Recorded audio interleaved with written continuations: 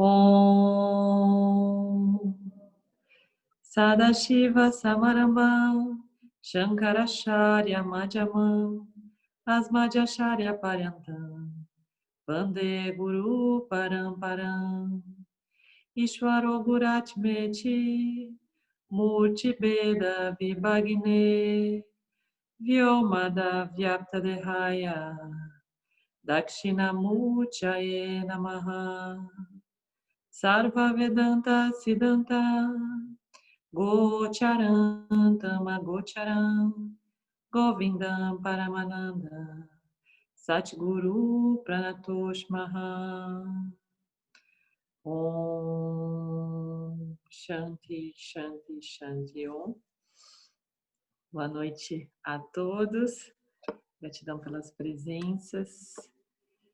Hoje, então, nós vamos dar início ao capítulo 9 do livro A Essência da Iluminação. E esse capítulo, conforme prometido no capítulo passado, vai continuar falando um pouquinho mais sobre o Karma Yoga, mas agora dentro da perspectiva do Dharma. Então, a gente vai falar de Dharma Yoga. Aqui eu vou trazer um resumo desses primeiros parágrafos para tentar ilustrar, né, e explicar um pouquinho mais para vocês de uma forma diferente, na verdade, do que está escrito aqui. Né? Então, o James começa falando, né, começa esse capítulo falando sobre as duas perspectivas distintas que o indivíduo ser, né, ele pode ser classificado dentro de uma realidade aparente, né, dual. Então, essas duas perspectivas, segundo o Vedanta e o que o James traz aqui, são, em primeiro lugar, a perspectiva absoluta. Então, o absoluto, né, é a própria consciência, é o ser dentro da sua real natureza, da sua real manifestação. Né? Então, perspectiva absoluta é o ser em si. Tá? E dentro da perspectiva relativa, entra tudo que diz respeito à Mithya. Então, dentro da perspectiva relativa, automaticamente eu vou olhar, né, vou ficar submetido ao meu Swadharma e aos meus sanskaras. Então, o Swadharma a gente falou lá atrás, né? Aliás, falamos de ambos.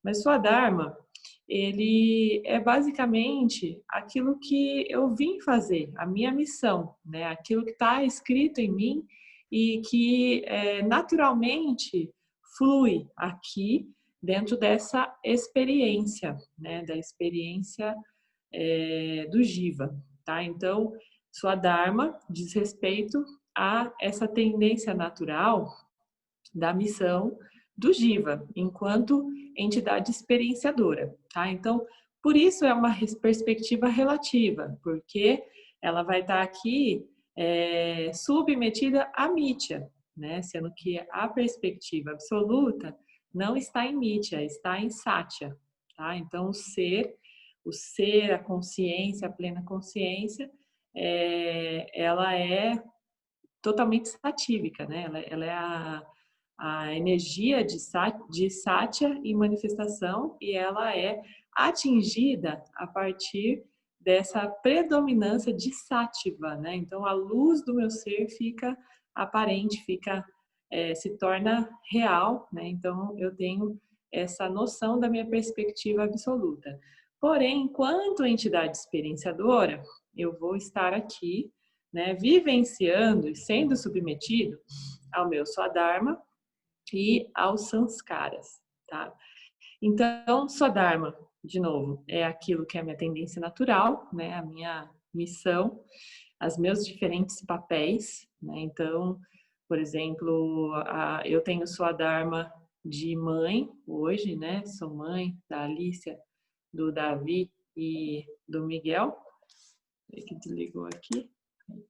E eu tenho também o Swadharma de esposa, eu tenho o Swadharma de dirigente da arca, o Swadharma de filha, né? Então, são esses papéis todos que a gente desenvolve e que a gente necessita desenvolver de uma forma dármica, né? Ainda sobre o Swadharma, está dando um erro aqui na minha luz, está apagando. Então, dentro do Swadharma, para que eu consiga desempenhar bem o meu Swadharma, eu tenho que estar discriminando os meus condicionamentos, né? Então, esse conjunto de condicionamentos, que também são chamados de vasanas, eles estarão o tempo todo interagindo com esses meus papéis, né? Então, dentro da minha perspectiva relativa, eu devo levar em consideração meus papéis e essas tendências naturais, tá? Então, acho que vocês me veem bem assim também, né? Tá, tem uma outra luzinha aqui que tá dando mau contato.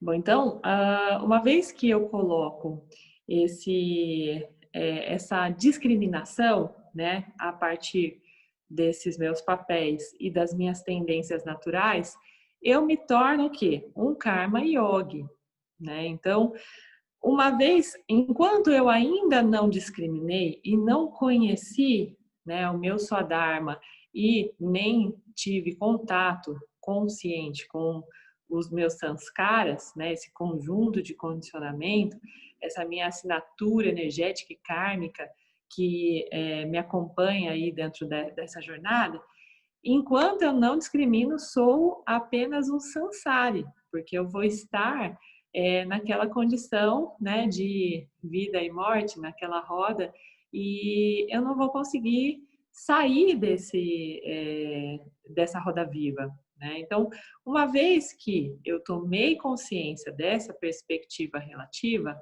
eu vou me tornar um karma yogi, né? Então, o que significa? A gente viu isso, né, de uma maneira bem mais detalhada ali no capítulo 8, que foi totalmente dedicado, exclusivamente dedicado ao Karma Yoga, né? Mas, só retomando o resumo da ópera aqui, o Karma Yoga significa a tomada de ação, né? Dentro desse contexto todo. Então, eu sei que eu sou o ser, mas enquanto eu estou aqui discriminando e aprendendo a viver, né, em Nietzsche, eu vou adotar essa identidade provisória de Karma Yogi, né, para que eu exercite até que esse conhecimento a respeito do ser se torne sólido dentro de mim, né? Então, é um processo como uma esteira de conhecimento, de despojamento da ignorância, né, de que eu sou o ser. Então, essa esteira vai passar pela condição, né, me dar essa identidade provisória como um crachá, né, de Karma Yoga. Então, eu deixo lá atrás, uma vez que eu tomo consciência dessas duas perspectivas, né, e dentro da minha perspectiva relativa, entre em contato com o Swadharma e com o Sanskara, eu deixo o crachá de Sansari e visto o crachá de Karma Yogi, né? Então eu vou adotar essa identidade provisoriamente e eu vou fingir que eu sou o ser até que de fato eu seja, né? Então, em inglês, o James coloca isso no livro, em inglês tem uma expressão, né, bem típica que fala isso, que diz assim, fake it until you make it. Então, finja até que você de fato faça, até que você de fato consiga realizar esse ser, né? Então, que você consiga ter esse conhecimento sólido a respeito de quem você é. Nesse instante, você vai soltar o crachá do Karma Yoga e vai vestir um outro crachá, que a gente vai ver nos próximos capítulos do livro, né? Então, ainda que nesse campo dármico, falando sobre essa condição de Karma Yoga, que pode durar toda uma vida, né? E não tem problema nenhum sobre isso, inclusive a gente viu lá no capítulo 8, né, que essa é uma condição que precede a iluminação e que pessoas que não têm o desejo ardente pela iluminação podem permanecer durante toda a jornada, né, da experiência, buscando esses ajustes dármicos, né, e agir como o Karma Yogi e terminar aqui a jornada como Karma Yogi, na condição de Karma Yogi, né? Então, fingindo ser o ser, né? Por que ele fala fingindo? Porque fingir nesse caso aqui não é mentir, nós de fato somos o ser, né? Só que toda essa realidade aparente de Mithya, ela vai de algum modo ainda me desafiar, né? Então, toda vez que Mithya ameaçar aquelas 3 primeiras buscas, né, que é segurança, prazer e virtude, eu vou perder contato com essa minha identidade, o ser, né, desprovido desse complexo corpo e mente.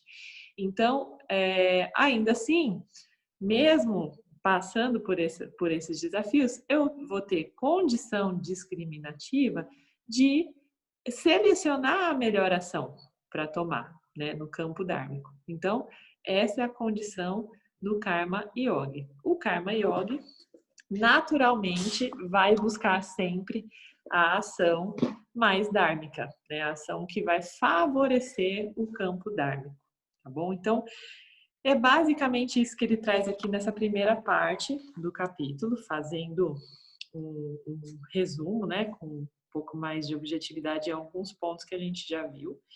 E aí ele diz o seguinte, que sobre o samskara, né, não tem o que fazer.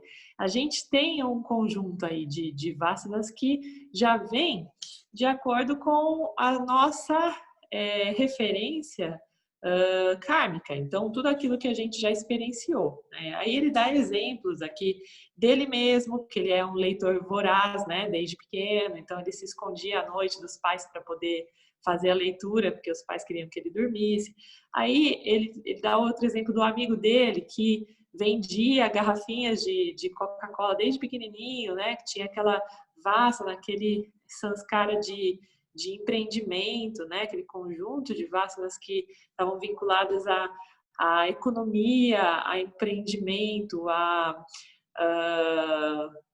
acúmulo, né, de bens, e aí, de fato, aconteceu isso na vida desse amigo, ele faleceu com um acúmulo de bens, né, e só que daí ele diz o seguinte, né, aqui no trecho, que o Swadharma, ele está no Sansara e ele está sujeito à mudança, né? Então, é importante também que, como Karma Yoga, a gente se atente a isso, né? Então, o próprio Arlindo, nosso professor, deu um exemplo no passado, e eu falei sobre isso também já em algum momento aqui, que ele estava vivendo uma época da vida dele, sua dharma de professor de Vedanta, e ele teve uma intercorrência com o filho dele, né? Então, o filho demandou uma ação dármica da parte dele e ele teve que priorizar o sua dharma do filho,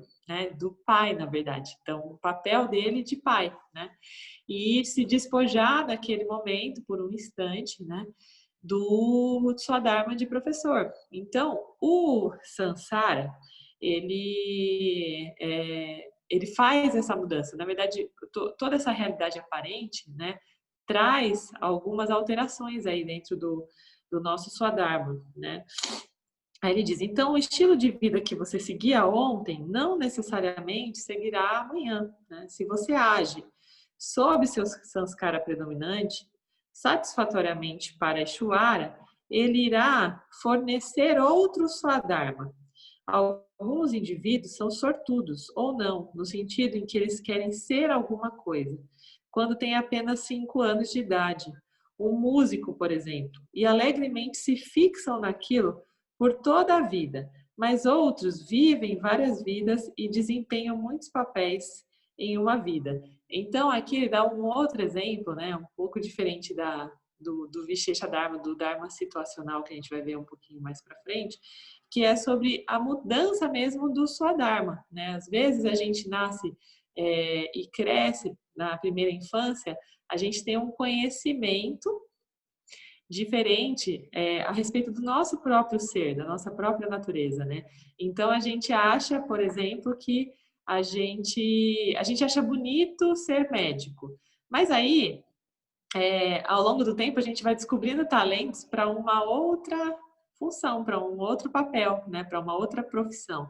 Ou então a gente percebe, né, que a gente nasceu para ser mãe, para cuidar dos filhos, para cuidar da casa, que esse é o Swadharma mais predominante dentro do nosso ser. E aí a gente opta por outro papel, né? À medida que Ishvara vai permitindo que a gente acesse, né? E também supere alguns sanskaras. Então, o James também traz esse exemplo aqui nesse capítulo, dizendo o seguinte, que ele tinha lá atrás, né, um sanskara de empreendedor e que na família dele ninguém era. Mas aí ele teve que realizar isso, né, porque naquela época ele só pensava em ganhar um dinheiro e conquistar as mulheres, né? Então ele estava ainda nesse contexto de Sansari, né? E aí ele desenvolveu esse Sanskara de empreendedor, né? Enfim, ele realizou essa parte que estava latente dentro dele e a partir disso, né? Ele desenvolveu alguns processos de sofrimento que o levaram para a busca espiritual. Então, esse sanskara que ele tinha dentro dele conduziu ele para uma outra busca, que é a quarta busca. Né? Então, ele passou pelas 3 buscas e segurança, prazer e virtude, lembrando, né? Até que o sofrimento dentro dessas 3 buscas o conduziu para a quarta busca, da liberação através, né, da espiritualidade. Então, ele também conta aqui numa parte desse capítulo sobre isso, que ele chegou a partir do momento que ele realizou esse sanskara, Ishvara permitiu que ele guardasse de volta isso dentro do corpo causal dele, ou seja, não se tornou mais algo latente que estava ali no corpo sutil, né, como um desejo. Passou a ser adormecido novamente esse sanskara, né, uma vez que ele realizou. Então, ele deixou de lado, ele se despojou, ele renunciou, né, a esse sanskara e passou a buscar a liberação. Então, através da busca pela espiritualidade, ele passou a ter desejo ardente por liberação, que é uma tendência natural, né? Então, dentro dessa busca, uma vez que a gente experimenta e se dá conta que esses objetos não nos completam, então, naturalmente, a gente vai buscar a liberação desses objetos, tá? Então, ele conta um pouquinho também dessa saga aqui, né?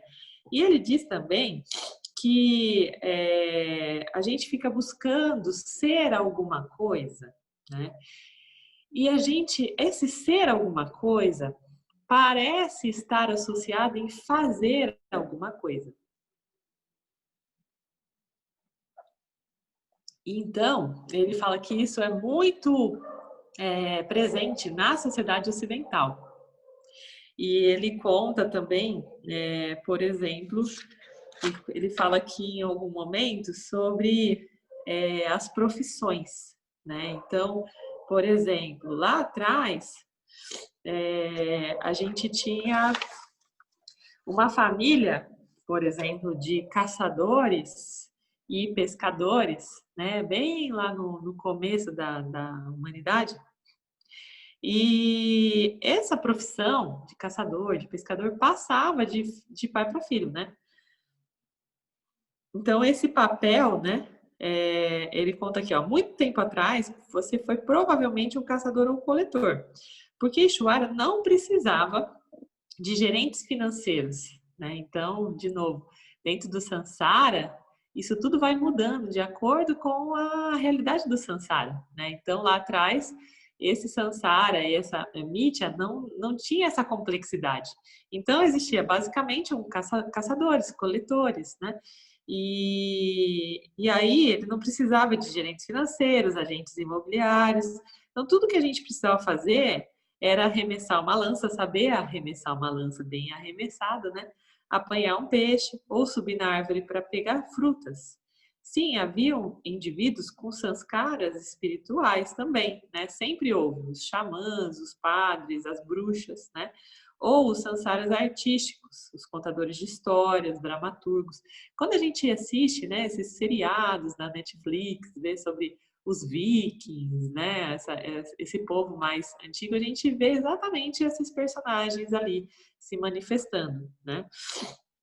E haviam também os pensadores, que eram os videntes, os oráculos, né? Para quem esse conhecimento foi revelado ao vivo, muito antes da idade da agricultura. Mas, basicamente, todo mundo tinha a mesma natureza com referência à ação. Isso é tão real, gente, que até hoje, quando a gente vê, né, os ingleses, os americanos também, por herança, eles têm, em alguns casos, os sobrenomes das profissões, né, da família. Então, por exemplo, ele fala sobre o caçador, né? O caçador é o Hunter. Tem muitas pessoas que têm sobrenome Hunter. O pescador é o Fisher. Tem muitos Fishers, né? Então a gente tem, enfim, vários exemplos aí de, de sobrenomes, porque isso era a identidade mesmo. Então era a família dos caçadores, a família dos pescadores, a família dos produtores de alguma coisa, né? E aí tinha esse sobrenome que dizia respeito a essa profissão. E ficava muito simples, porque conforme as novas gerações chegavam, né, eles simplesmente herdavam tanto os negócios quanto as habilidades, né, e se desenvolviam dentro dessas habilidades, sem muitas opções, porque naquele samsara, né, naquele cenário, existia essa simplicidade. E aí as civilizações progrediram, né? A agricultura se desenvolveu, enfim. Depois, com o surgimento desse Estado-nação, essa riqueza, né, advinda também da Revolução Industrial, ficou muito mais concentrada, né, numa minoria. Aí nasceu tudo isso que se fez até hoje nessa situação que a gente vive hoje, né, nesse estado que é de produção, capitalismo, né? E ainda dentro dessa distribuição de renda que hoje tem muitas pessoas, uma minoria passa fome ainda, né? Mas existe uma distribuição de renda, enfim. Ele conta sobre isso, né? Basicamente, eliminou a fome, a insegurança física, mas o advento da paz e da prosperidade tem o seu lado negativo, né? Os indivíduos não precisam fazer virtualmente nada para cuidar de si próprios, ou caso desejem agir, lhes é apresentado um conjunto assustador de escolhas. Então, hoje, a gente tem um leque aí de infinitas possibilidades de atuar, né? E, e aí, é como se a gente fosse no supermercado, né? E olhasse para aquelas dúzias de marcas de cereais e, e aí tentasse escolher uma delas, né? E se assustasse com tanta variação, né? Então, hoje, diante dessa realidade, a gente tem muita gente que não faz a menor ideia do que quer ser diante de tanta oferta, assim, né? De tantas possibilidades. E aí, na medida que fazer é ser, nas sociedades materialistas e rajásicas, o mundo moderno está selado com uma crise de identidade, gostos que o mundo jamais tinha visto. Então, ah, é triste, né, gente? A gente nunca teve tanta depressão, tanto problema mesmo de autoconhecimento, de identidade. E tudo isso é uma consequência desse conjunto de extroversões, né? De tantos convites aí que a gente vê no mundo, de infinitas possibilidades, e uma busca cada vez menor a respeito do nosso próprio ser, né? Então, ninguém é formado para se auto-olhar, para se auto-investigar na sociedade ocidental, né? Então, a gente sabe que na sociedade oriental isso é bem diferente, tanto que aqui o James também fala, né, que a sociedade oriental apoia os buscadores do ser. Eles consideram que esses buscadores já são almas mais antigas, que já experimentaram desses gostos, né, do desejo e de todos esses elementos, desses objetos, e já chegam dentro dessa experiência com essa missão muito clara de se desvincular, né, de se liberar. Então, os renunciadores, por exemplo, né, na sociedade hindu, eles são reconhecidos pelo governo. Né? Os renunciadores, eles são respeitados, né, que eles são os chamados, assumiu agora a palavra, são sannyasis, né? Então, os sannyasis, que são renunciadores, eles são reconhecidos, eles deixam de ter um documento de identidade e eles são, o governo, o Estado, né, reconhece esse ser como um buscador mesmo, né, dessa iluminação. E, e essa busca pela iluminação, ela é valorizada dentro da sociedade hindu, né? Por exemplo, mas também dentro de outras sociedades orientais. E aqui no Ocidente, não existe, né, nenhum apoio explícito a respeito disso, né? Existem algumas escolas iniciáticas que falam sobre isso, mas o indivíduo não é educado para isso, não é preparado para isso. Pelo contrário, né? Ele é colocado o tempo todo dentro dessa perspectiva materialista, né? Tanto que a gente vê esses joguinhos, né? Monopoly, Banco Imobiliário, um monte de joguinhos aí que desde pequenininho a gente vai aprendendo a acumular riqueza, né? Ganha quem acumula, quem compra tudo, né? Vira um monopólio. Então, a gente é condicionado mesmo. Os jogos virtuais, então, nem se fale, né? Tem infinitos jogos aí digitais, virtuais, que estimulam. Eu vejo aqui em casa com as crianças, né? Eles querem colecionar não sei o quê, juntar um monte de moeda para comprar não sei o que lá, a casinha que tem um adorno X lá no joguinho, né? Então, existem vários mecanismos aqui que vão vinculando o ser com a matéria, né?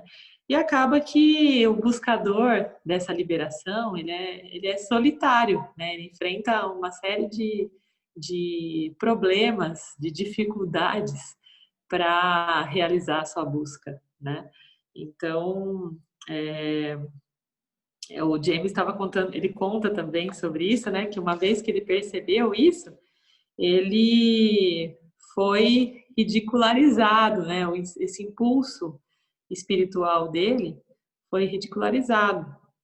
E aí ele conta também que ele lembra de uma conversa, ó, lembro de uma conversa que tive com minha mãe muitos anos atrás. Ela representando o mundo real, né, entre aspas, obviamente, que é aparentemente real, o mundo material, para mim naquela época. Eu lhe disse que estava lidando com Deus, apenas para facilitar as coisas para ela, né, para ela entender. Eis que ela levantou as sobrancelhas e disse: Bem, James, tudo isso está muito bem, mas o Senhor não nos traz o bacon. E ele lhe disse que o Senhor era o bacon. Mas isso foi demais para ela, né? Ele conta aqui. Então, imagina esse diálogo, né? Mãe, eu tô com Deus, né? Tô buscando, tô vivendo Deus. Ah, mas Deus não dá o bacon. Sim, mas ele é o bacon. Então, a gente sabe disso, né? Na teoria. Porém, na prática, nosso estômago ronca, né, gente? Então, a gente tem fome, a gente tem uma série de necessidades fisiológicas e mentais e uma série de coisas que giram em torno daquelas 3 primeiras buscas, né? Segurança, prazer e virtude. Então, tem jivas que já chegam desvinculados dessas necessidades, né? Que tem uma tendência absurda de se desligar desse mundo material, né? Tem jivas, inclusive, que jejuam, que vivem de luz, né? Tem vários casos aí de jivas que se alimentam de prana, de luz, né? Enfim, né? Não tem nenhum apego mesmo a essa necessidade de sobrevivência, né? E eu já ouvi algumas vezes expressões assim que intitulam o planeta Terra como um planeta de sobrevivência. E de fato é, né? A gente tem que correr atrás aí para se manter vivo. Então, essa necessidade de sobrevivência nos coloca nesse estado, sempre beirando o samsara, né? Sempre sujeito a esses apelos do samsara, né? E aí, dentro de tudo isso, mora o campo dármico, onde a gente também tem que percorrer, a não ser que a gente queira continuar, né, nessa condição de samsara, a gente precisa discriminar todas essas ações dentro da perspectiva do Dharma, tá? Que é o que a gente está vendo aqui. Então, ele diz, continuando aqui, né, página 129, de qualquer maneira, se você age em harmonia com seu Swadharma, supondo que você saiba o que ele terá eliminado uma fonte de conflito, né? Então, qual a fonte de conflito? Estou fazendo o que é certo, né? Estou fazendo o que eu vim fazer ou não? A maioria das pessoas está ainda nesse estágio, né? Questionando o que eu vim fazer aqui. Tem muita gente assim, né? E aí ele diz: você sabe se está agindo em harmonia com ele? Se você sente que o que está fazendo na vida está correto. Se você age contrário ao sua dharma, será infeliz. Você não saberá, porém, que está infeliz por não estar agindo em harmonia com sua natureza. Você vai pensar que é porque os resultados de suas ações não são o que você quer. Você não irá perceber que os resultados que Ishvara lhe envia estão em harmonia com sua natureza assumida e não seu Swadharma. Quando não está claro para você quem você é como pessoa e você não sabe que você é o ser, irá tentar ser alguém que pensa ser interessante ou atraente, né? Então, é aquela persona que a gente fica o tempo todo construindo, né, para parecer atraente e interessante para os outros, né, para o samsara. Ninguém tenta ser uma mentira. As pessoas agem sem autenticidade porque o seu Swadharma está oculto. Então, tem muita gente tentando ser o que não é e fracassando, né, gente? Eu vejo isso de uma forma muito clara nas minhas relações comerciais, por exemplo, né? Como tem gente que está no lugar errado, assim, nas profissões, né? Você fala, meu Deus do céu, isso não tem nada a ver com a pessoa, ela não está fazendo isso com amor, ela não está expressando o ser dela nessa ação, né? E isso fica claro, a gente sente, né, quando isso acontece. É mais explícito nesse cenário, né, da profissão. Quando a gente vai, por exemplo, no shopping, agora, desde a pandemia, eu nunca mais fui, né? Mas eu me lembro muito bem que quando eu precisava comprar alguma coisa, a gente entra numa loja e raramente a gente encontra um vendedor que é vendedor de verdade, né? Que está ali com o maior prazer para te ajudar, está ali verdadeiramente fazendo aquilo que ele gosta, né? Que ele nasceu para fazer. Tem uma grande maioria que está por obrigação, que está porque não se encontrou, que está porque era o que tinha, né, o emprego que tinha. Então, isso fica muito claro nesse cenário.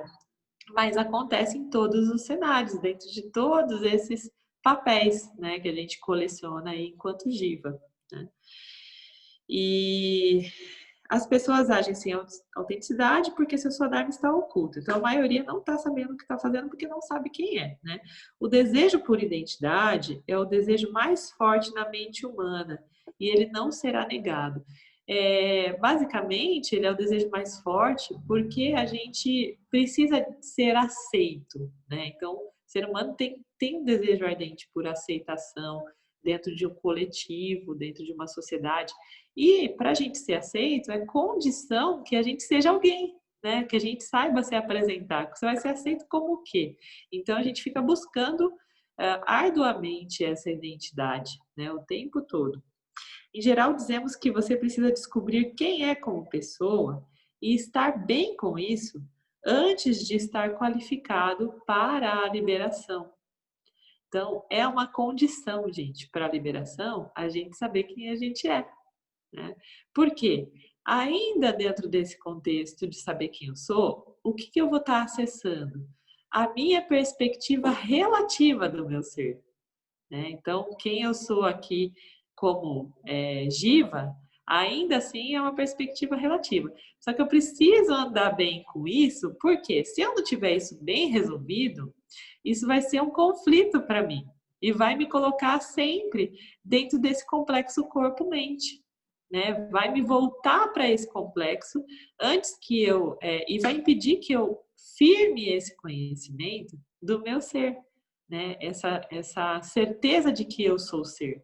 Então, eu preciso resolver esse conflito antes, na condição de Karma Yoga, né? Para que eu discrimine cada vez mais sobre o meu Jiva, até que eu, de fato, esteja convencido que eu não sou Jiva. Né? Então, por isso que lá atrás eu falava para vocês, calma, gente, não é bem assim, né? Não é estalar o dedo os dedos e se iluminar. Isso realmente é para raros, né? Tem alguns seres que vêm completamente prontos para essa iluminação.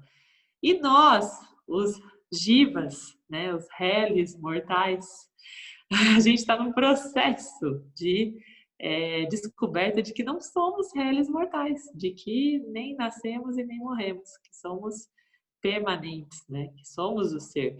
Só que esse processo discriminativo vai passar por esse cenário, né? De resolução desses conflitos e desse complexo corpo-mente, tá? Do Jiva.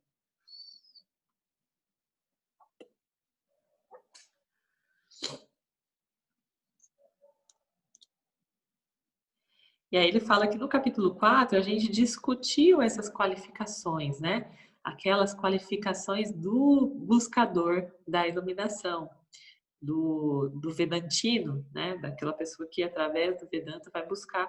Então lá no capítulo 4, para quem quer lembrar, né? Quem quiser lembrar, é só voltar lá que tem todas essas qualificações para essa busca, né? Da liberação.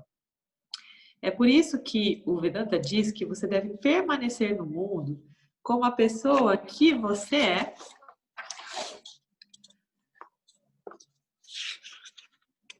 e trabalhar seu Swadharma com a atitude de Karma Yoga. Mas, e se você não souber qual é o seu Swadharma? E se você de lá para cá, pegando empregos esquisitos, né, como aqueles vendedores que eu acabei de falar, passando de um relacionamento para o outro, nunca realizando um trabalho significativo, envelhecendo sem estar mais sábio?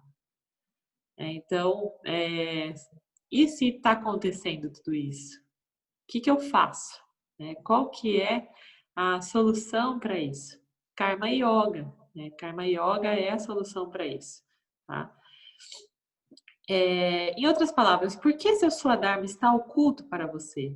Ele está obscurecido pelos seus medos e desejos. Eles lhe extrovertem tanto que você nunca tem tempo para realmente entrar em contato com quem você é naquele nível. eles lhe mantêm procurando por algo no mundo e esgotam sua autoconfiança a tal ponto que você não tem coragem para efetivamente largar sua ideia de sucesso. Você ainda quer, na verdade, segurança ou amor que venham de fora. Então, isso tem muito a ver com também com a busca por virtude, né? Então, eu digo isso por mim, inclusive, que eu tive um apego muito grande com uma identidade profissional que eu adotei durante mais de uma década, né? E em algum momento, assim, eu de fato não estava realizada. Existiam outros swadharmas no meu campo para eu trabalhar, inclusive da maternidade. E ainda assim, mesmo tendo tudo isso, eu tive uma dificuldade muito grande de desapegar desse papel que não refletia o meu Swadharma, né? Não refletia aquilo que eu vim fazer no mundo. E só que me trazia o quê? Segurança e, mais que isso ainda, virtude, né? Me trazia uma virtude, assim, de, oh, meu Deus, olha quem eu sou, né? Olha que eu consegui, uma pessoa de sucesso. Era sucesso para o Sansara. Para mim não era, porque eu não estava feliz, né? Então, como que pode ser sucesso um negócio que não te deixa feliz? E tem muita gente vivendo nesse conflito, né? De um apego por essas buscas, ainda nesse nível de samsara, e uma verdadeira dificuldade de desapegar, né? Disso tudo. E aí ele diz, né? Mais para frente, continuando aqui. Essa obscurecência que ele fala é justamente sobre medo, né? Medo, que é tamas, que deixa a gente o quê? Na condição de não ação, né? Uma condição, mas a pior condição, que é aquela de estática, né? A gente fica parado, congelado, sem condição de dar um passo, de medo, por medo de desapegar, né, dessa situação. Ou também por desejos, que é rajas. Eu ficar o tempo todo projetando, não, eu vou deixar esse emprego que eu odeio a hora que eu conseguir aquela casa que eu amo, né? Aquela casa que eu desejo. Então, a hora que eu conseguir guardar X milhares de reais na poupança, eu fico o tempo todo projetando uma série de objetivos e não vou olhar para o meu Swadharma, né? Vou deixando o meu Swadharma lá embaixo do tapete, vivendo em torno dessa loucura chamada samsara, né? Então, ainda nessa situação, eu estou na condição do samsara, né? De samsara. E projetando fora, né? De novo, colocando essa minha identidade e esse meu sucesso, esse meu amor, tudo nos objetos, né? Tudo fora de mim. Ou pode ser que você já tenha trabalhado tudo isso em alguma vida passada e que lá no fundo você sabe de alguma maneira que você não é realmente ninguém naquele nível. Essa é uma situação muito comum nos dias atuais. No mundo espiritual, essas pessoas são chamadas de almas antigas. Tem várias, né? Tem várias almas antigas aí que chegam e falam: pera, isso aqui já não faz mais sentido para mim. Eu já vivi isso, né? E eu não quero, simplesmente não faz sentido, né? A gente conhece algumas almas antigas, né? A gente se depara, eu mesma tenho uma alma antiga aqui em casa, chamada Mário, né? Ele olha tudo isso várias vezes e fala: vixe, mas não faz sentido, né? Tem outra coisa que eu quero buscar.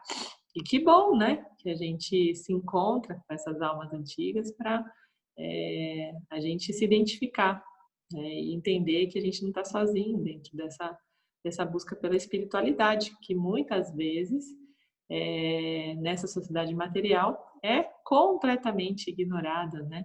Ou ridicularizada. Então, é uma contramão. Então, a gente já sabe disso. Aqui, dentro da perspectiva do Vedanta, a gente já falou isso algumas vezes, né? Que Vedanta é para aqueles que realmente desejam essa liberação, desejo ardente. Caso contrário, é muito inconveniente para o samsara, né? O Vedanta. É o caminho contrário, é contramão. E aí ele fala, né, de novo aqui, aquilo que eu já trouxe para vocês, que basicamente ninguém, exceto aqueles que são associados ao Dayananda, né, ao Swami Dayananda, ao Shimaya Mission, e os poucos que leem os meus websites e livros, o James falando, tem noção do que isso significa sobre o Vedanta, né? Então, essas almas que estão antigas, tudo que resta para elas é descobrir essa verdadeira natureza, né? Então, nesses dias atuais, que a gente está falando? Dias de materialismo selvagem, né? É muito desafiador essa alma antiga viver, né? E buscar a sua real natureza. O mundo espiritual ocidental está apenas remando na superfície da investigação do ser, tentando entender do que se trata e fingindo todo o tempo que sabe o que está acontecendo. Então, tem muita gente aí fingindo que está manjando desse jogo aqui e só está improvisando, na verdade, né? Tem os bons improvisadores que estão à frente aí de uma massa de manobra gigante, né? A gente vê nessas movimentações aí o movimento cristão moderno, né? Essas igrejas evangelizadoras, eles fingem muito bem que eles sabem o caminho, né? Mas ninguém ensina a iluminação porque está totalmente vinculado ao mundo material, né? Todas as manifestações que a gente vê, especialmente nesse exemplo que eu estou colocando aqui, né? Diz respeito a manifestações materiais, né? Que vinculam essa ligação nossa ao divino ao sucesso material, né? Então, de fato, essas pessoas estão improvisando, mas elas não sabem o caminho da liberação definitivamente, né? E aí a gente está falando aí de um exemplo que representa uma grande parte da manifestação espiritual aqui no mundo ocidental, né? Especialmente no Brasil, a gente vê esses movimentos cada dia maiores, né? Igrejas e santuários e templos cada dia maiores e lotados de gente buscando um segredo, uma receita, né, de bolo para viver bem, para ser iluminado, para ter paz, para ser feliz.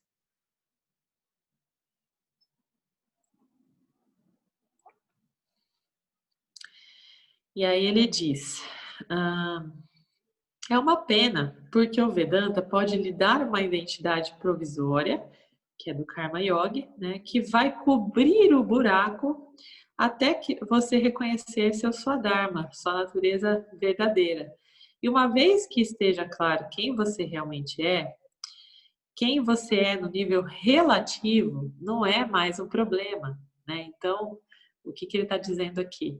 Que conforme a gente vai agindo no campo, né, como karma yogis, dedicando as nossas ações ao campo dármico e desapegando cada vez mais do resultado das ações, confiando em Ishvara, né, no Criador e em toda essa manifestação, a gente vai se identificando com o nosso ser, com o ser que não está vinculado aos objetos, não está vinculado aos resultados da ação. Por isso que é uma fórmula, né, que é condicional, essa fórmula do Karma Yoga, e ao mesmo tempo muito poderosa, porque através da ação a gente vai se despojando de algumas necessidades e estando cada vez mais próximo ao Criador e se reconhecendo nessa energia, né, de Shvara e automaticamente descobrindo e edificando esse conhecimento do nosso ser, consciência, né? Então, Karma Yoga traz esse senso, né? Então, o que ele diz aqui? O seu Swadharma não muda, ou se mudar, está tudo bem. Por quê? Você sabe com certeza que você não é aquele que faz as ações. Então, é esse fenômeno aqui acontecendo, né? Quanto mais eu consagro essa ação para o campo, mais eu vou me despojando dessa autoria dessa ação. e mais eu vou confiando em Ishvara, e mais eu vou me reconhecendo como ser, né? Porque eu vou entrando em união, me unindo de fato a essa energia e entendendo que eu sou essa energia, né? A beleza de se identificar como Karma Yogi, uma das identidades primordiais limitadas a Ishvara, está no fato de que seu dever fica claro e simples: consagrar suas ações para o campo com a atitude de gratidão e receber os resultados como presentes. E sucesso com Karma Yoga traz um senso cada vez maior de bem-estar, conforme seus gostos e aversões vão sendo neutralizados. Então, é aquele fenômeno que eu falei aqui, né? Um pouquinho antes. Eu vou me despojando dessa necessidade de fazer. E o fazedor da ação, gente, diferente daquilo que às vezes uma interpretação superficial pode trazer, um erro, não é aquele que não faz nada. É aquele que não faz absolutamente nada, se apegando ao resultado. É óbvio que a gente faz coisas aqui, né? A gente, desde do momento que a gente abre os olhos de manhã, a gente está fazendo uma série de escolhas encadeadas, né? E tomando várias ações. Só que o fazedor de ações, esse Jiva que tem necessidade de autoria das coisas, uma vez autor, ele quer ser autor dos resultados das ações também. E aí é que dá problema, né? Então, fazedor de ações dentro dessa perspectiva aqui do Vedanta é aquele que faz apegado ao resultado, querendo controlar o resultado. Ou seja, não reconhecendo que o resultado diz respeito a Ishvara, né? Que Ishvara é o criador do resultado, que a gente só pode, na verdade, só nos cabe consagrar essa ação para o campo dármico, onde Ishvara atua como autor, né? Ishvara é o criador desse campo, tá? E aí ele continua dizendo, né? Que no caso da ação, ainda quando a gente se coloca como identidade provisória de Karma Yoga, então, por exemplo, não sei qual que é meu Swadharma não, mas eu sou Karma Yogi, então eu vou tomar a ação melhor, né? Então, como que a gente sabe que a ação que é essa melhor é aquela que não viola o Dharma? Então, hoje a gente está falando exatamente sobre isso, sobre que ações, né? Então, no capítulo 8 a gente falou sobre o Karma Yogi, que é o fazedor de ações, que vai cada dia menos se apegar a esses resultados, né? Então vai se tornar cada dia menos fazedor, mas ele vai colaborar com o campo dármico. E aqui a gente vai saber com mais detalhe o que é esse Dharma, né? O que é agir com o Dharma. Então, aqui esse manual vai ficando mais específico, mais detalhado sobre como agir, né? Então não tem problema se até nesse momento você não tenha descoberto ainda o seu Swadharma. Apenas faça, né? James está dizendo isso, a partir do que o Vedanta traz. Apenas faça o que o Karma Yogi deve fazer e naturalmente você vai entrar num flow, num fluxo com o seu ser e vai cada dia menos se apegar a esse Swadharma, porque esse Swadharma ainda assim é uma natureza relativa, você é o ser, né? Então, se você consagrar para o campo, se colocar à disposição verdadeiramente do campo, com gratidão, por que gratidão, gente? Porque é uma oportunidade que a gente está tendo aqui, né, de estarmos jivas, experienciando esse campo e aprendendo a lidar com esse campo. Então, tudo que eu coloco para o campo, eu tenho que botar com gratidão, falar, nossa, que honra eu poder colaborar ou influenciar ou fazer qualquer coisa pelo campo, né, dármico. Porque uma vez que eu estou fazendo isso, estou cada vez mais tomando consciência de que eu sou o ser e de que eu sou o campo, né? Então, é aquela história que o James estava tentando explicar para a mãe dele. Deus é o bacon, né? É tudo a mesma coisa. Todas as manifestações dizem respeito ao ser, né? Dizem respeito à consciência. E aí ele diz sobre a violação do Dharma, né? Então, basicamente, o Karma Yogi, que é o fazedor, né, o praticante de Karma Yoga, ele precisa saber que está tudo bem com uma ação que não envolva a violação do Dharma, supondo que a ação seja satívica ou rajásica. Então, por que não está falando sobre ações tamásicas, gente? Porque a ação tamásica é a ação que é tomada na ignorância do nosso ser. Então, a ação tamásica é uma ação adármica, tá? Então, por isso que ela não entra aqui como uma possibilidade, né, de ação para o Karma Yogi, tá? O Dharma Universal, número 1, é o quê? A ahimsa, que é a não violência, aquele conceito de não violência. A gente já falou sobre isso também, né, nos capítulos anteriores. Portanto, qualquer atividade que não incorra em lesão aos outros está aprovada. Obviamente, se você olhar para a realidade em termos de violência e não violência, então tudo no campo dármico ajuda ou fere outras coisas. Então, a gente está falando aí desse campo dármico que está sujeito à dualidade, né? Que ajuda ou fere, tá? Nessas extremidades aí, nessas polaridades, né? Por exemplo, eu posso ter um trabalho como pintor. Eu tenho perfil para isso e gosto do meu trabalho. Mas acontece que a tinta é tóxica e prejudica o meio ambiente, podendo causar câncer ou alguma outra doença. O que devo fazer? É claro que não há uma resposta fácil para esse problema, devido à natureza do campo dármico.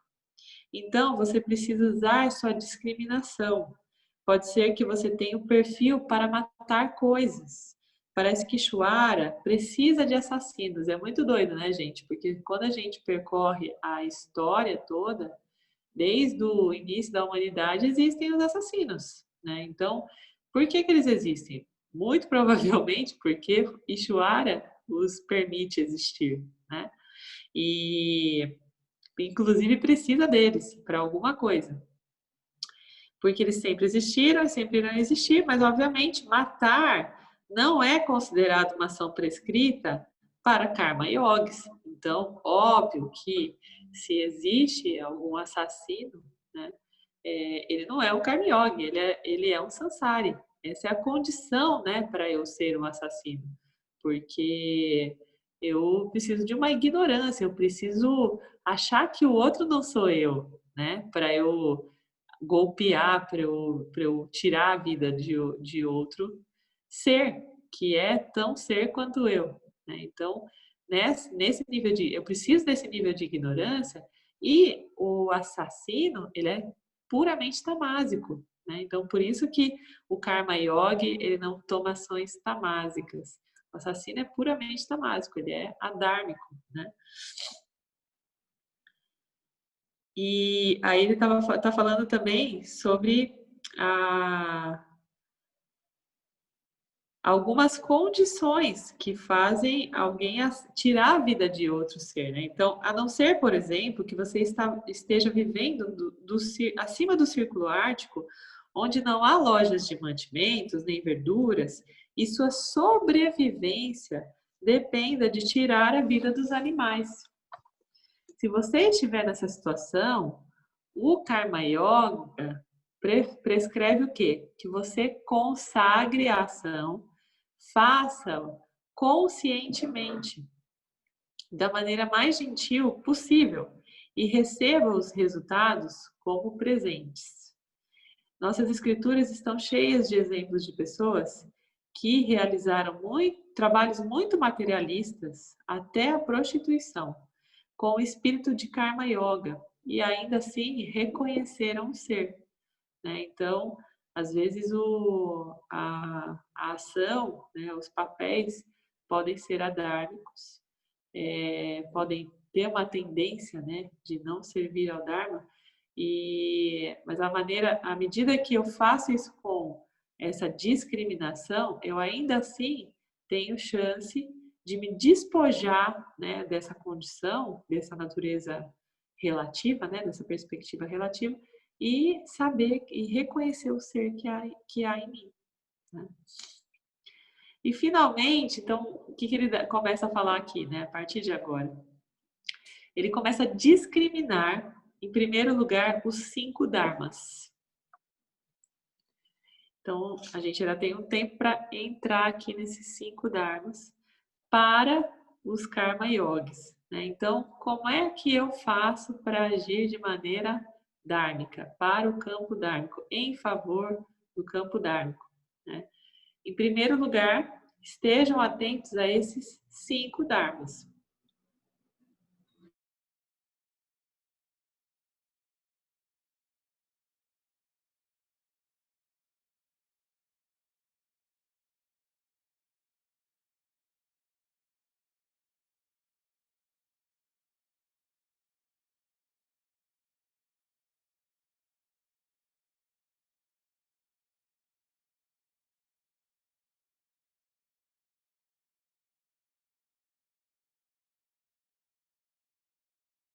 Deixa eu só acertar aqui meu...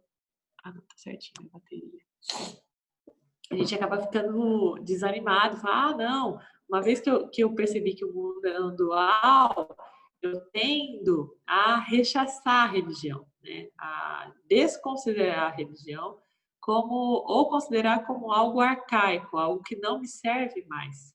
E aqui o Vedanta diz algo um pouco diferente sobre isso, né?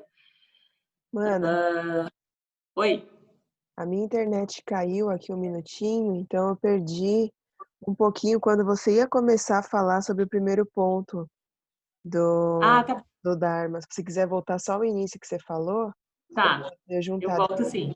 Tá Gratidão. bom, então a gente está falando aqui, gratidão, Nath, sobre os 5 dharmas prescritos, né, para os karma yogis. E aí eu comecei a falar, em primeiro lugar, a reverência a Deus em qualquer forma. Então, aqui o James está dizendo que o Vedanta, apesar de não ser uma religião, ele prescreve religião, né, ele honra esse impulso religioso, desde que, obviamente, isso seja de verdade, né? Então, eu estava falando um pouquinho aqui sobre a hipocrisia que existe, né? A diferença entre a teoria e a prática das religiões, principalmente no Ocidente, né? E um dos maiores problemas do mundo não ocidental, então, é esse desdém pela religião. E aí, ele diz: abandonar o impulso religioso, que é apenas o ser se amando, só porque a igreja perde o espírito religioso de tempos em tempos, é como jogar o bebê fora junto com a água do banho. Né? Então, essa água não me serve mais, só que o bebê está lá dentro da banheira, eu jogo a água e o bebê junto. Né? Então, o que é o bebê nesse caso? O bebê é a preciosidade, é a parte que de fato importa, né? Naquela água, junto com aquela água. Então, a gente tende a descartar a religião, descartando a essência dela, né? Sendo que, essencialmente, a religião é algo benéfico, apesar de, nesse momento, no mundo, ela estar sendo utilizada como uma ferramenta de massa de manobra, né? Vinculada a uma série de estratégias que aprisionam e que deixam o indivíduo, né, o jiva, numa condição muito limitada de investigação do ser. Né? Então, é maravilhoso quando a gente consegue manter essa devoção, né, ao divino e, através do Vedanta, reconhecer esse divino em nós, reconhecer o ser em nós, né? Mantendo essa devoção, tá? Essa reverência a Deus. Então, o que ele prescreve aqui? Ó? Escolha um símbolo do ser que lhe seja atraente e o reverencie regularmente. A reverência ou adoração, que será discutida mais tarde, evoca o ser e produz um corpo sutil puro. Então, gente, aqui essa evocação, né, essa devoção, ajuda, auxilia a restauração do nosso corpo sutil, porque a gente passa a vibrar muito mais gratidão, né? A gente passa a reconhecer essa grandiosidade que é o campo dármico e Shuara,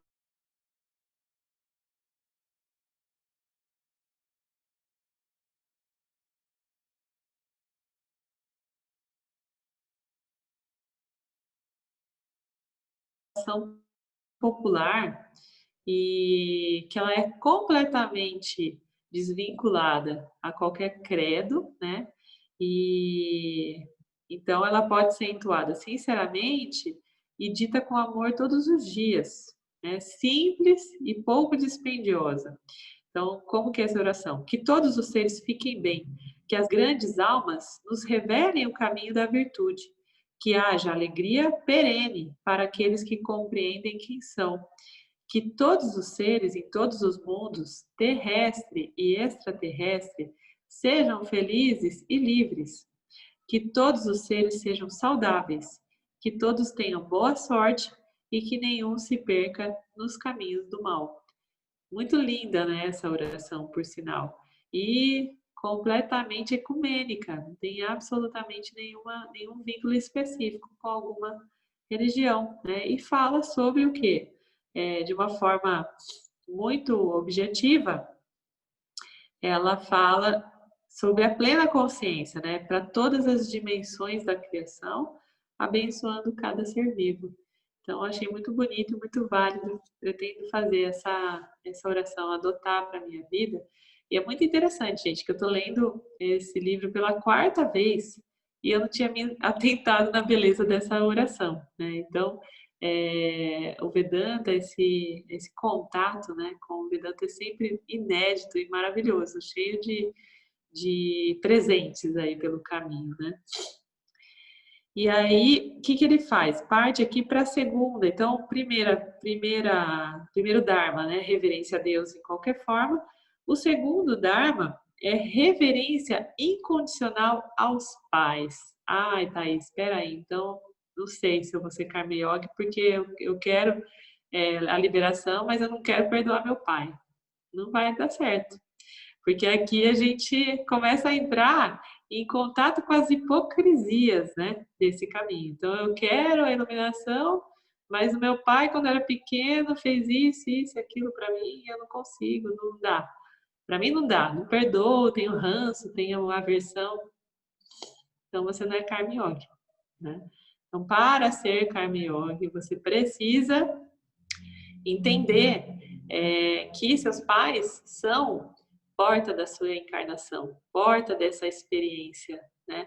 E só por serem isso, eles já devem ser honrados acima de tudo, apesar deles terem expressado suas vasanas e, enfim, todos os suas limitações, né? De jiva, quanto jiva, na nossa convivência, nessa criação, isso é irrelevante comparado com essa dádiva deles terem sido essa porta da nossa encarnação, né? Deles terem permitido que essa encarnação acontecesse de acordo com a vontade de Shuara, né?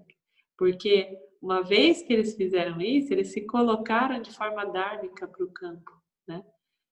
Colaborando com a nossa vinda. Então, isso por si já é muito sagrado e já é motivo deles serem reverenciados, né? Então, aqui diz: veja a sabedoria. A maioria das nossas coisas, positivas e negativas, vem de nossos pais. Você não pode culpá-los porque eles pegaram aquilo que eles entregaram dos pais deles, né? Então, não é nada pessoal, minha gente. É só um conjunto de vasanas, né, e de karmas sendo herdados de geração em geração. Quando eram muito jovens para pensar por si próprios, você tem que assumir a responsabilidade, contanto que não haja ressentimento em relação aos seus pais, contanto que você possa ver que eles fizeram o seu melhor de acordo com o que sabiam, que possa ver as dádivas que eles lhe deram e honrá-los em seus pensamentos diariamente. É o suficiente. Então, tá tudo certo. Nada dentro desse campo, né? O que a gente precisa cada vez mais ter fixado na nossa mente, é que não existe nada pessoal dentro dessa manifestação aqui em Nitya, né? É apenas a roda do Sansara se manifestando e colocando ao seu serviço, né, sansárico, todos aqueles que estão ignorantes da sua real natureza. O que inclui, inclusive, né? O que inclui a gente, inclui inclusive é demais, né? Inclui a gente nessa condição de agora estar recobrando essa consciência e agora estar procurando pela nossa real natureza, né? Então, se a gente está aqui fazendo isso, também é em honra aos nossos pais, né? E também é por conta dos nossos pais terem aceitado a missão de nos colocar no mundo, né? Então, é muito bonito todo esse movimento e é uma condição aqui, honrar incondicionalmente, né, os pais, reverenciar e honrar essas portas da nossa encarnação. E aí, o Dharma número 3, reverência às escrituras.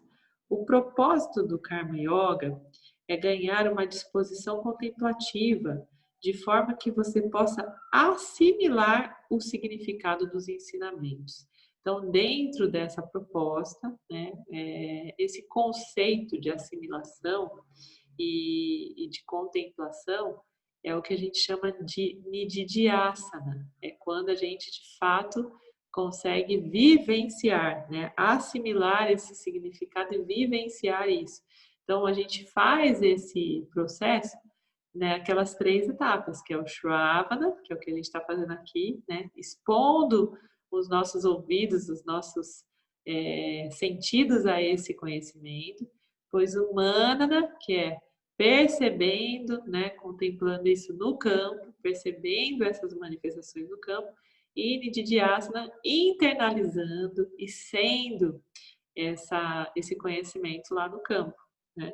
Então, o propósito do Karma Yoga é fazer o quê? Manana, colocar você cada vez mais nessa condição de experienciador desse conhecimento no campo, né? Até que você internalize isso, né? Nessa etapa do Nididhyasana e se torne conhecedor de si, de fato, né? Então, essa disposição contemplativa vai ajudar a gente a assimilar esse significado dos ensinamentos. Mas você não deve achar que simplesmente irá começar a investigar quando estiver contemplativo. Você deve se dedicar por meia hora ou 1 hora por dia ou mais para o estudo do Vedanta. Você não se torna contemplativo de repente. Você tem momentos contemplativos durante o dia e insights o tempo todo. A progressão de uma mente voltada para o exterior para uma mente voltada para o interior é gradual, como a gente falou, né? Há pouco tempo ali atrás, nesse capítulo mesmo.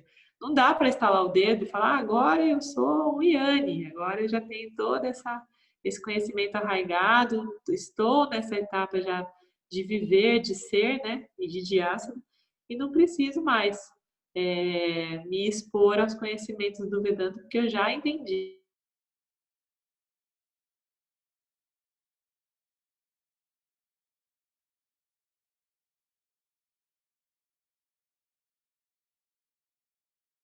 Os seres que já vêm com esse preparo de fábrica, né, de se desapegar e se iluminar.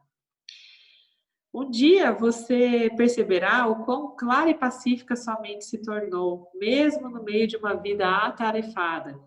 Karma Yoga é para executores de ações com forte desejo pela liberação e que compreendem o valor do conhecimento. Então, como eu falei, né, lá atrás, ainda somos executores de ações, só que nós estamos dentro dessa perspectiva do Karma Yoga, reconhecendo o campo dármico e nos colocando cada dia menos como na condição de autores e se desapegando cada dia mais do resultado da ação. Tá? E aí a gente tem o Dharma número 4, que é o serviço humanitário. Quando alguém quer algo de você, veja se você pode dar o que eles querem, supondo que seja um desejo razoável. Se você está ajudando outras pessoas, pelo menos não está desperdiçando seu tempo, entregando-se a hábitos tamásicos e rajásicos. Servir cultiva sáttva. Servir nos coloca numa condição, num lugar de humildade, né? De reconhecer a importância daquele ser que está sendo servido por nós. Né? Então, esse exercício, ele é super importante para que a gente cultive esse sáttva, essa luz, né? Essa revelação, essa luz que revela a nossa real natureza.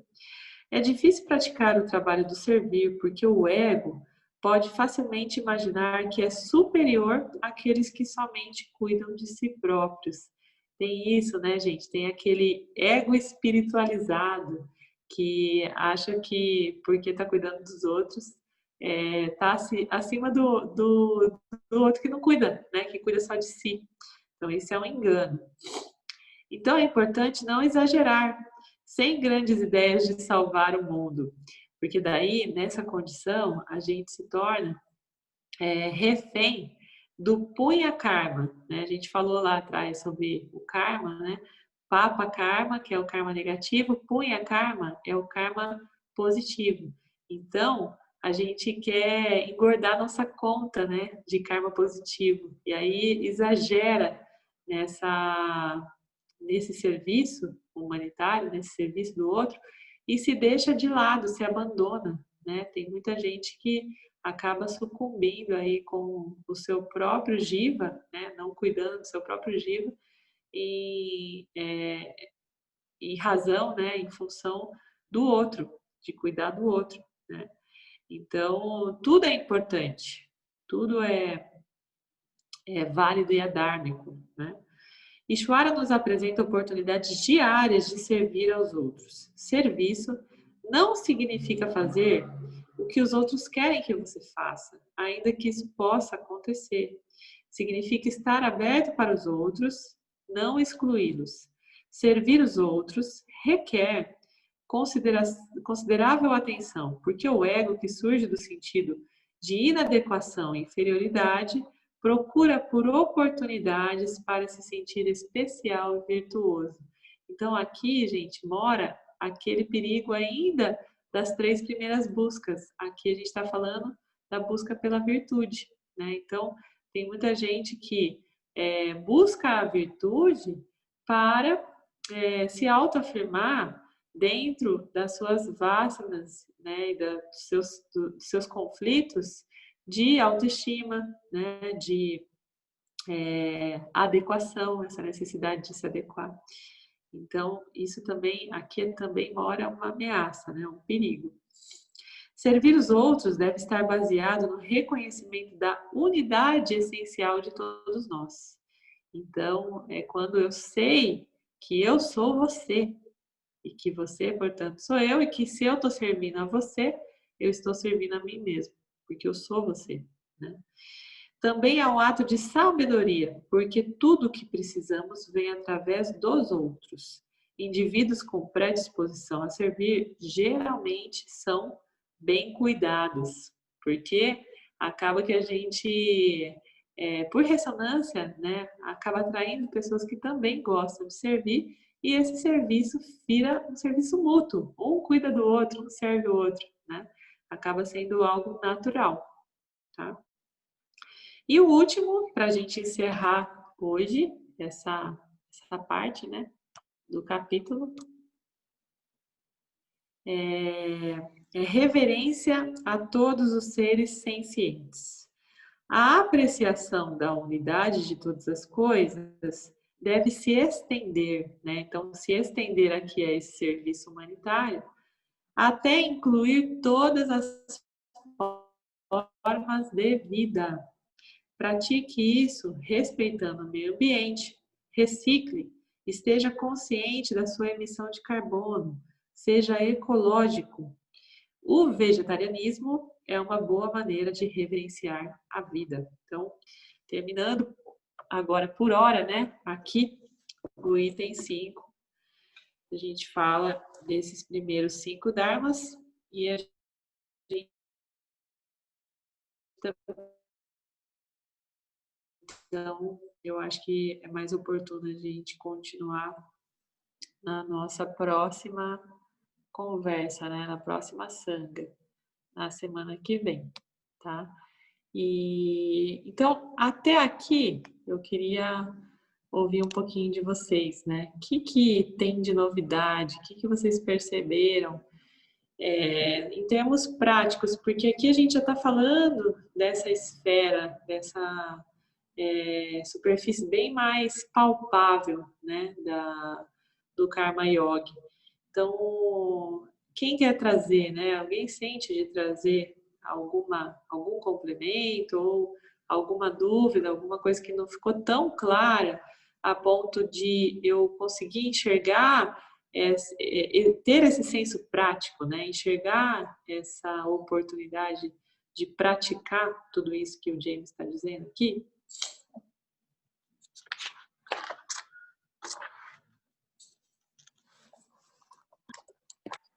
Eu queria falar que, especificamente, esse pedacinho que você acabou de falar agora, sobre praticar, vamos dizer assim, a consciência com que a gente acredita que é justo e é certo, que é preservar o meio ambiente, os animais e tudo.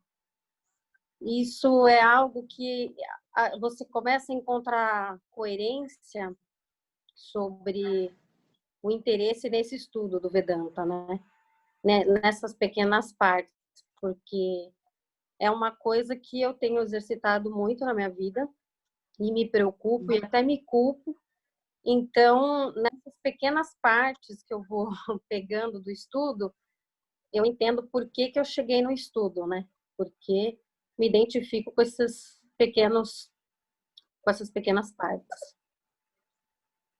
Então, é algo que eu tenho praticado e que o Vedanta traz mais claro e melhor, e enfim.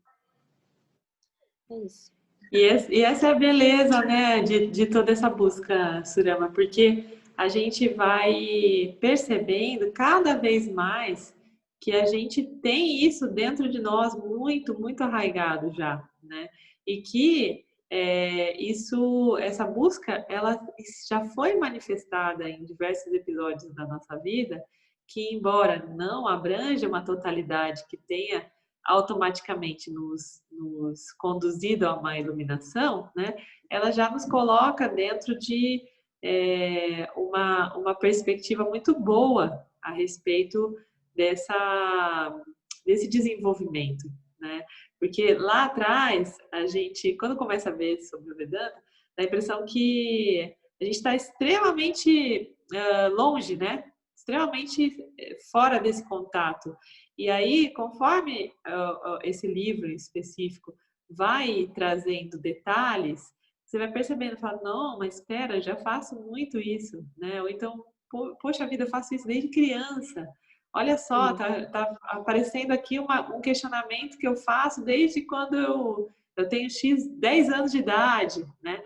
E isso vai trazendo uma confirmação dentro do nosso coração, né? De como isso é real e como isso nos acompanha desde a nossa percepção do ser, né? Desde a percepção mais primária que a gente tem a respeito do nosso ser. Ainda lá atrás, né, nesses conflitos do jiva, do indivíduo, né?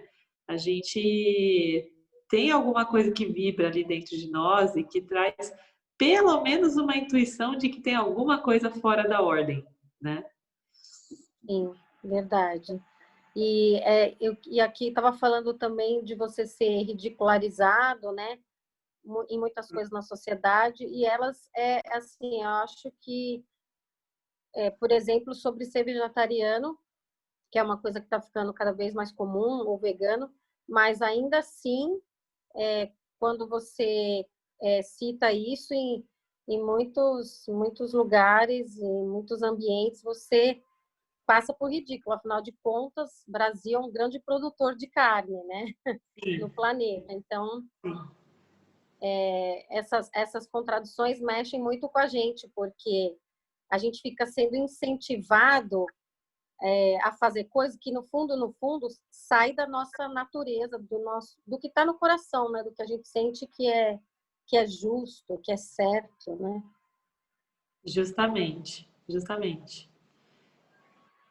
O Ale levantou a mão aqui. Será o Ale quer falar? Oi, Thaís, tudo bem? Tá me ouvindo direito? Tô te ouvindo Estão ouvindo? certinho. É, Não, tudo bem? Como vocês estão aí? Eu tudo fiquei jóia. longe umas 3 aulinhas, mas eu assisti depois. Aí não Não assisti dá pra te online. ver? Não, eu tô despenteado, tô Ah, feio hoje, Val, pra você. Artista, artista, artista. Então, não, eu queria compartilhar, né, que nem você falou, né? É a terceira vez que eu tô acompanhando o livro. A primeira vez foi naqueles encontros em junho, acho que maio, em junho. E depois Oi. eu li, né? E agora a terceira vez. E é engraçado que na primeira o que você falou, né? Parecia muito distante, né? Uma coisa muito impossível se tornar um karma yogi, né? E hoje eu vejo o quanto. Cortou seu áudio, Ale. Acho que você bateu o dedo aí. Aí voltou. Peraí, voltou? O Voltou. quanto mudou, botou? O quanto mudou, né? Agora ouvindo, lendo, o quanto mudou a nossa relação com esse conteúdo, né? Então é engraçado, é interessante ver a evolução em tão pouco tempo da nossa evolução como Karma Yoga. Então fica o testemunho de que é muito diferente, já tá diferente ouvir esse conteúdo, né? Já fez um grande efeito na minha vida. É isso, é É um testemunho. incrível. Gratidão, Ale. Isso reforça muito essa estrutura de aprendizagem que o Vedanta traz, né? Que é do Shravana, Manana e Nididhyasana. Eu tenho também aqui já algumas sangas, o depoimento do Val, né? O Val ouve o áudio do capítulo não sei quantas vezes, e quanto mais ele ouve, ele inclusive cobra, né? Fala, e aí, cadê o áudio do capítulo 9? Ele fala, quanto mais ele ouve, mais coisas ele vai percebendo diferente e vai conseguindo reconhecer isso no campo, né? No dia a dia. Então, é muito real. Eu falei também agora sobre a oração, que eu não tinha me dado conta, é a quarta vez que eu estou lendo o livro, e eu não tinha dado conta da beleza dessa oração, né, que ele propõe aqui na reverência a Deus. Então, é muito bonito, assim, essa descoberta, ela é muito rica, né, o Vedanta é absurdamente rico. E aí eu estava falando lá da Surama Su, eu lembrei também que aqui na questão do consumo de carne, né? É bem interessante que existe um conhecimento ancestral hindu que faz parte dos Vedas, né? Que se chama Ayurveda, que é a ciência da alimentação, né? Da alimentação satívica, da alimentação que nos auxilia nessa descoberta do nosso ser, né? E desse equilíbrio dos nossos centros de energia. E essa alimentação, curiosamente, não é vegetariana, necessariamente, né? Então, mas qual que é o conceito? Na Índia, eles só consomem carne que seja de origem ahimsa, ou seja, carne que não seja de não violência, né? Então, por exemplo, a vaca lá é considerada um animal sagrado, né? Então, em que condição que eles consomem uma carne de animal? Quando o animal tem uma morte natural. Ou seja, não teve nenhuma intervenção, né? E aqui ele traz um outro exemplo sobre o consumo de carne nessa condição de sobrevivência, né? Então, quando você está lá morando sei lá, no extremo, no Polo Norte, né? E aí você precisa se alimentar porque não tem vegetação, não tem absolutamente nada. E você é um ser consciente, né? E aí, pelo nível de cadeia mesmo, né? Evolutiva, você tem consciência de que você precisa sobreviver e aí você vai abater por sobrevivência. Então, até isso tem um jeito certo de fazer, né? De consagrar. E eu vejo, assim, às vezes nos programas, esses programas de sobrevivência, tem isso também, né? De algumas cenas que eu vejo de pessoas que não têm o hábito de comer a carne animal, mas aí eles têm que abater porque senão eles vão morrer, porque, sei lá, estão há 16 dias, 15, 16 dias sem comer nada. E aí é muito bonito, assim, a consagração que se faz, um ritual, né? Agradecendo aquela energia, aquela vida que está se colocando à disposição para a sua permanência na Terra, né? Então, tudo tem jeito de se fazer e obviamente, né, não é nem um pouco dármica essa indústria, né, daqui que a gente vê no Brasil, que muita gente trata com a maior naturalidade do mundo e não tem a menor ideia, né, tá numa plena ignorância a respeito do Dharma, né. Deixa eu ver aqui, tem alguém com o áudio aberto? Tá entrando aqui um ruído. Perdão, deve ser meu. Ah, gratidão. Acho que era o seu sim. E então, gente, aqui fica muito claro até sobre isso, né? Então, é óbvio que tem um monte de coisa arraigada, muitos hábitos, né, que a gente agora está tendo a oportunidade de rever e de fazer uma escolha, tomar uma decisão com uma motivação muito clara, com muita clareza, porque também tem o outro lado da coisa. Tem muita gente que se tornou vegano ou vegetariano para pertencer a um grupo, né? Porque está na moda e não sabe exatamente o que é que motiva, né? O que está por trás disso, espiritualmente falando. Então, é muito legal porque o Vedanta traz a razão das coisas, traz com clareza, né? Fica muito mais simples de perceber, de entender. Alguém quer trazer mais alguma coisa, gente, para complementar aí a sanga de hoje? Eu quero falar. Para mim, o estudo do Vedanta pegou mais nessa questão do Swadharma, que eu sempre quis ser alguma coisa, mas eu nunca sabia o que eu queria ser. Então, tipo, eu fiz vários cursos, já passei por vários empregos diferentes e não me achava. Porque eu não aceitava. Eu trabalhava, fazia um serviço, mas eu não aceitava aquele serviço. Então, tipo, às vezes eu ia, chorava, eu brigava porque eu estava fazendo aquele serviço. Aí, depois que eu conheci o Vedanta, eu comecei só a agradecer. Tudo que eu faço, eu só agradeço. Tudo que vem, eu agradeço. Tudo que eu faço, eu agradeço. Só agradeço. Tudo que vem. E aceito do jeito que vem. E tanto é que dessa oração, desde o primeiro dia que eu li ela, eu comecei a fazer todos os dias. Desde o primeiro dia que eu li. Toda vez que às vezes eu vejo que o horário bateu o horário igual, deu sincronicidade de horário, aí eu sempre faço ela na sincronicidade do horário, aí eu sempre faço. Aí porque eu vejo sincronicidade todo dia, toda hora, eu tô sincronizado. Tem hora que eu falo assim, mano, eu tô sincronizado demais. Que toda hora eu falo, mano, eu não fico olhando pro relógio pra ver. Falo, eu não fico olhando pro relógio pra ver. Eu bato o olho e tá sincronizado. Então, foi muito, pra mim, trouxe muita clareza depois que eu li isso e pegou bastante. Eu falei, meu, por que eu tô fazendo isso? Porque eu achava que eu não tava no lugar certo.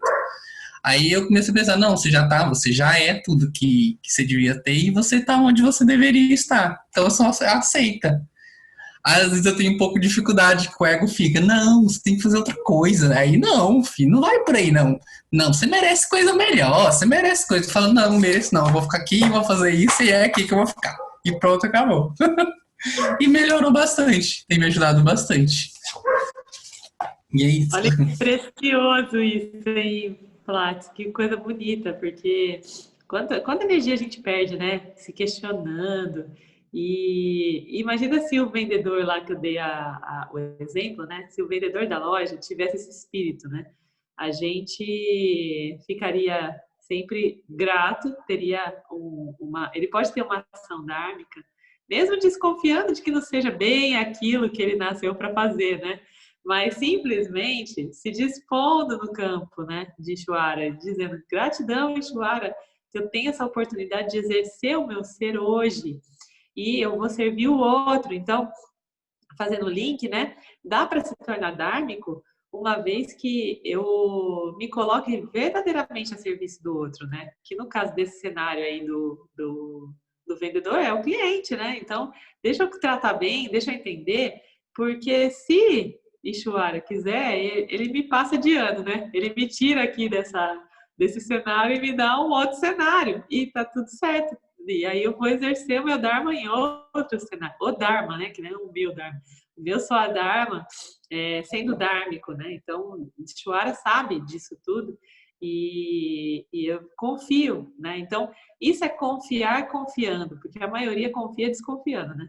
Ah, eu confio em Deus, mas esse meu emprego aqui tá esquisito demais, então eu não quero saber não de trabalhar de manhã. E se eu for, eu vou emburrada e vou tratar todo mundo mal, para ver se eu passo logo dessa fase. E aí é que não passa, né, gente? Então, é muito legal, assim, a gente conseguir identificar tudo isso e de fato ser verbo, né? Porque essa situação aqui, essa fase dessa descoberta da essência da iluminação, ela já não permite mais esse ato da hipocrisia, né? Então, daqui para frente, você não tem mais escolha. O cerco está se fechando, você está tendo todas as visões, né? A visão de um todo e tendo oportunidades diversas, múltiplas, de identificar esse Dharma e exercer esse Dharma no cotidiano. Então, a partir de agora fica difícil, né? A gente escapar dessa possibilidade, dessa oportunidade, né? De sermos Karma Yogis. Então, daqui para frente, só continua Sansara quem quiser muito, né? Prazer, virtude e segurança. Quem quer liberação já tem aqui um aparato, né? De um monte de coisa para botar em prática e para ser verbo. Então, só vamos, né? Alguém mais quer trazer alguma coisa? Eu. Então, era isso até que eu ia perguntar. Que agora está se fechando, pelo que eu estou entendendo, o negócio está ficando mais punk. Então, assim, eu tava vendo, e aí como é que vai fazer essa entrega, assim, para compensar a balança com essa realidade que a gente está vindo e agora essa nova realidade aí. E eu vi que nas escrituras ele começou a cobrar, né? O Vedanta começou a cobrar, né? Ou a impressão minha? É um ciclo natural, né? O que ele está fazendo? Ele fez uma introdução e explicou que para a gente ir rumo à iluminação, a gente vai passar pela condição do Karma Yoga, né? Então, começar a discriminar o campo. E aí ele está trazendo aqui um monte de exemplos e um monte de possibilidades, de caminhos para a gente fazer esse trânsito, né? Para a gente transitar nesse campo da maneira mais construtiva possível.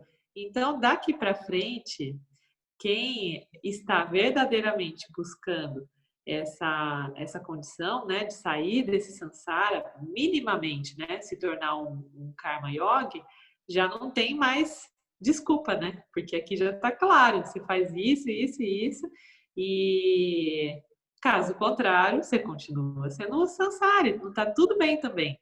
Isso diz respeito ao seu apetite, ao seu desejo ardente, né?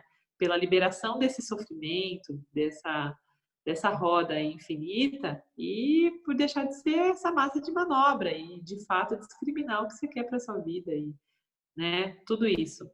Então, tem jeito, sim, Val, de continuar como samsara. É uma escolha, né?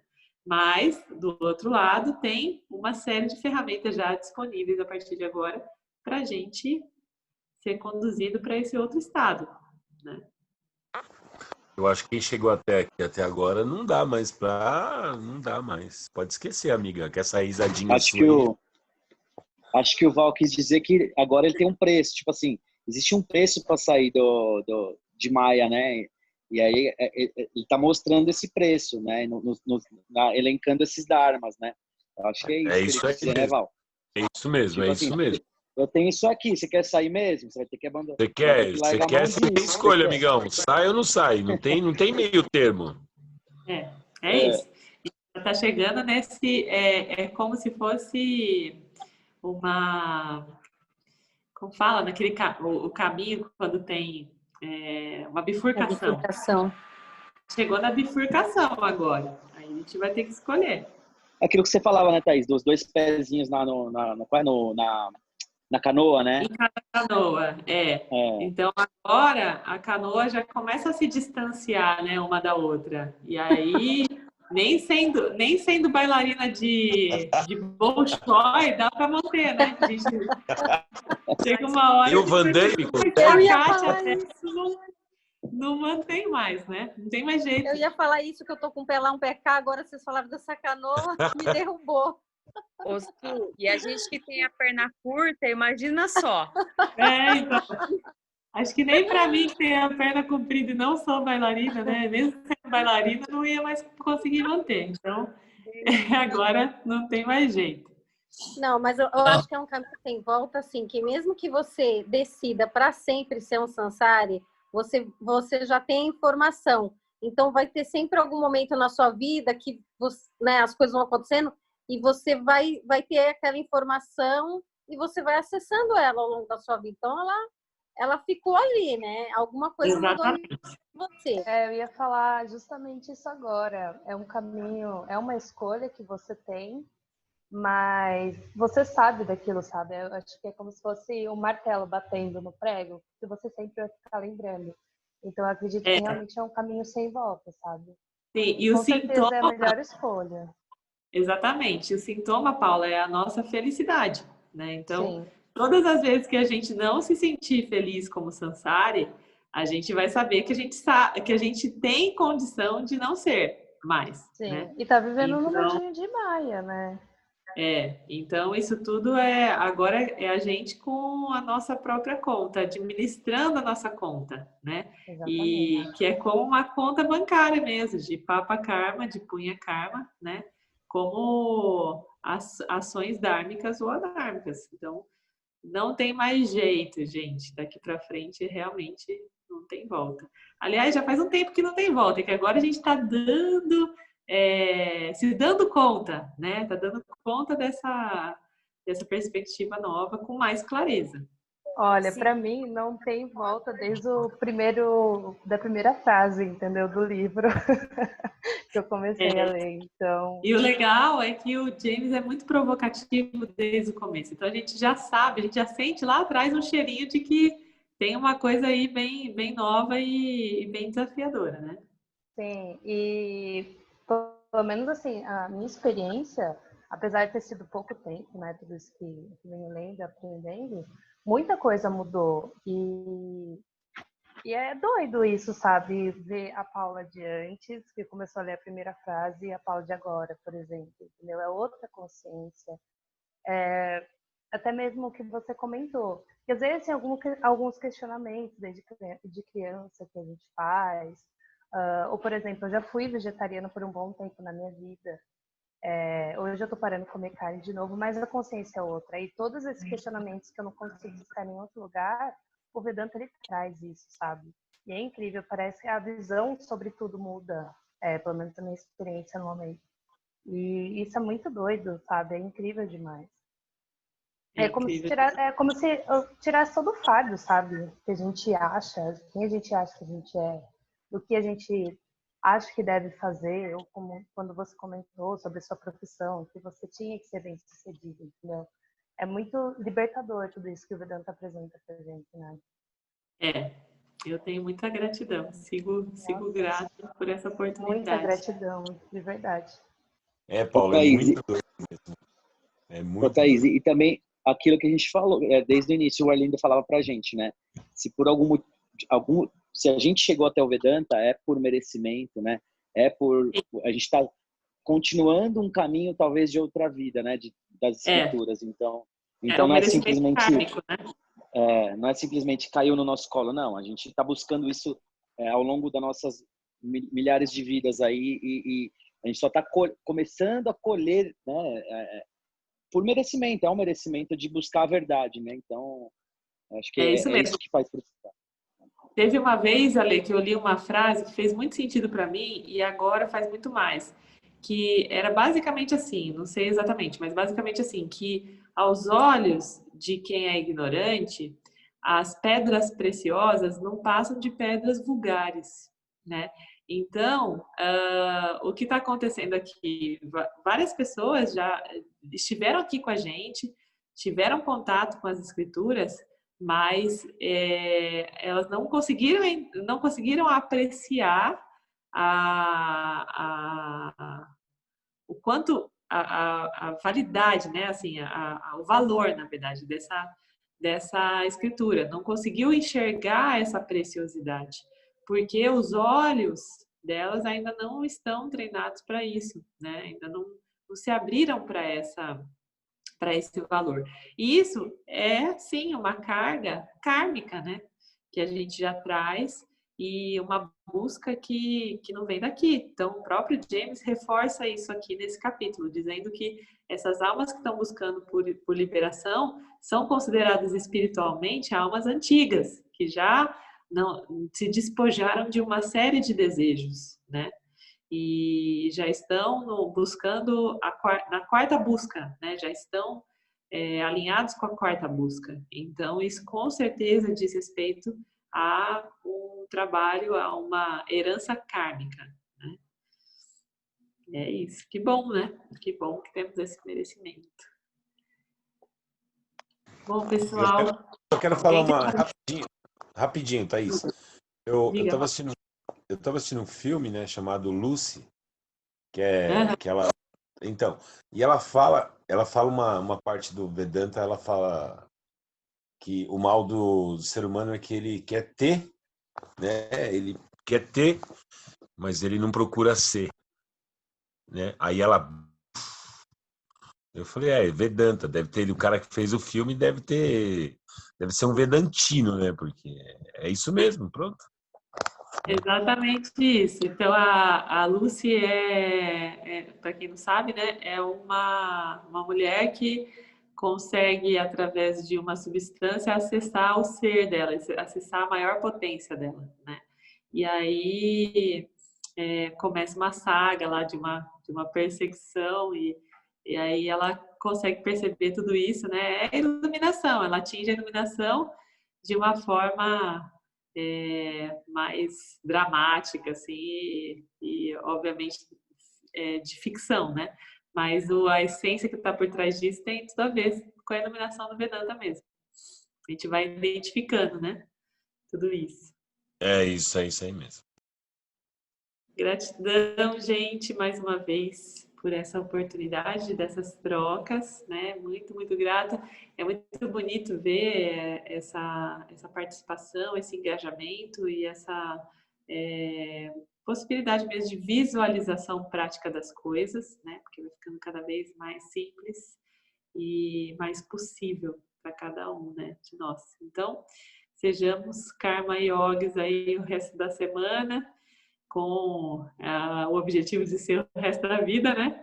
E até quarta-feira que vem a gente continua nos últimos 2 dharmas, né? Que a gente vai falar sobre o Vishesha Dharma, que é o Dharma situacional, né? E o Samanya Dharma, tá? Então faltam esses 2 para a gente fechar o capítulo 9. Então quem quiser, quem puder, ouçam novamente o áudio a partir dessa parte aqui para a gente retomar, tá bom? Mais? Mais um pouquinho, Val. Nunca é demais. Om Purnamada Purnamidam Purnamudachyate Purnasya Purnamadaya Purnameva Vashishyate. Om Shanti, Shanti, Shanti. Gratidão mais uma vez. Grande beijo para vocês e até a Gratidão, próxima. Fera. Boa noite. Tchau. Gratidão. Tchau, Boa gente. noite. Boa Namastê. noite. Tchau, tchau. Boa noite.